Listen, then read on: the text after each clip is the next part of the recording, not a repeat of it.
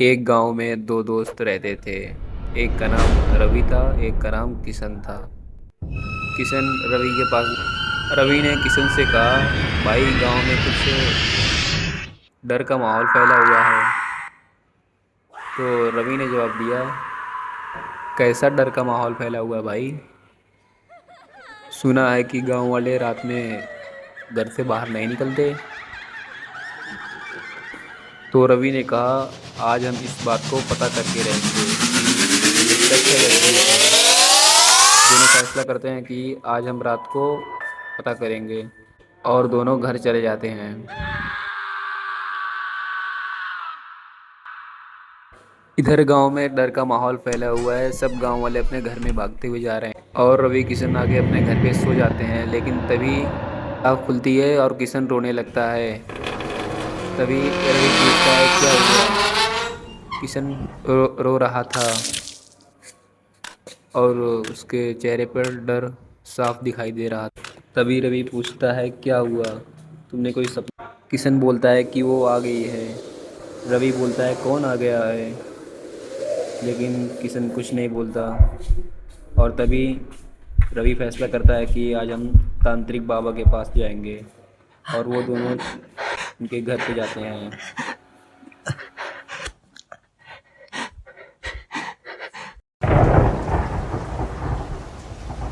तभी रवि बोलता है कि बाबा घर में रहते हैं ना?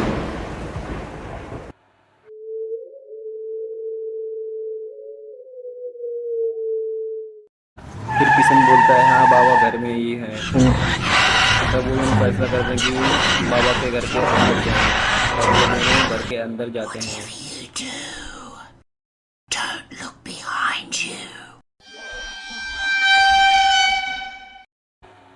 बाबा घर के अंदर चाय पी रहे थे और रवि वहाँ पहुँचा, और उसके पीछे पीछे किशन भी आया।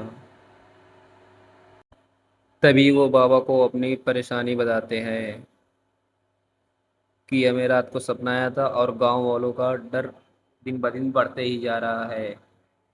बाबा अपना चाय पी रहे थे और बाबा उनकी बातें भी सुन रहे थे। लेकिन तभी बाबा उठे और उन्होंने कहा, क्या? कैसा डर का माहौल? और बाबा बोलते हैं कि आज हम पता करके रहेंगे कि गांव वालों का डर कैसे है। तभी वो बाबा को अपनी पूरी बात बताता है, और बाबा उसकी सारी बातें सुन रहे थे। तभी बाबा बोले कि हाँ, मैं गांव वालों का डर दूर कर दूंगा, लेकिन तुम दोनों को रात को गांव के बीच आना होगा, और तुम दोनों अकेले आओगे। बाबा उनको बात बता ही रहे थे। तभी किशन बोला कि हाँ बाबा, आपकी बात सही है, हम लोग रात को आएंगे, लेकिन उससे पहले कहीं चुड़ैल हमको नुकसान ना पहुंचा दे। तभी बाबा बोलते हैं कि मेरे रहते तुमको कोई नहीं नुकसान पहुंचा सकता। जब तक मैं हूँ, चुड़ैल मेरे जेब में रहेगी। बाबा उनको सारी बात बता देते हैं, और फिर बाबा उनको बोलते हैं कि अकेले आना। मैं फिर ये बात बार बार बोल रहा हूँ, अकेले आना। तभी वो लोग बाबा को छोड़कर अपने घर जाने की प्लानिंग करने लगते हैं, और बाहर आते ही वो लोग कुछ बातें करते हैं कि रात को हम लोग अकेले ही आएंगे। लेकिन तभी किशन बोला कि हमको कुछ हो न जाए। फिर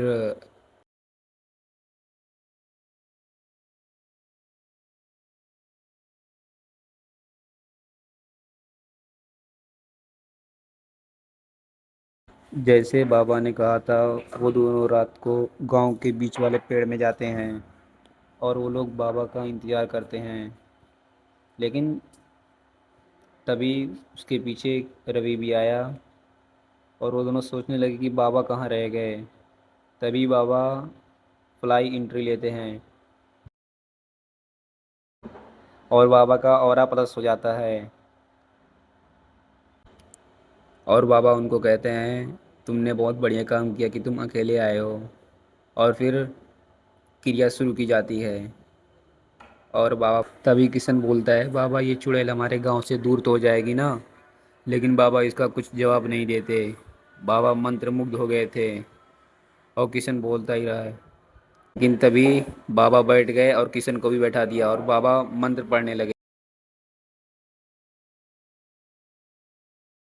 और तभी वो चुड़ैल किशन के अंदर से बाहर आ गई और गुस्से से बाबा की ओर देख रही थी, लेकिन बाबा मंत्र पढ़े ही जा रहे हैं।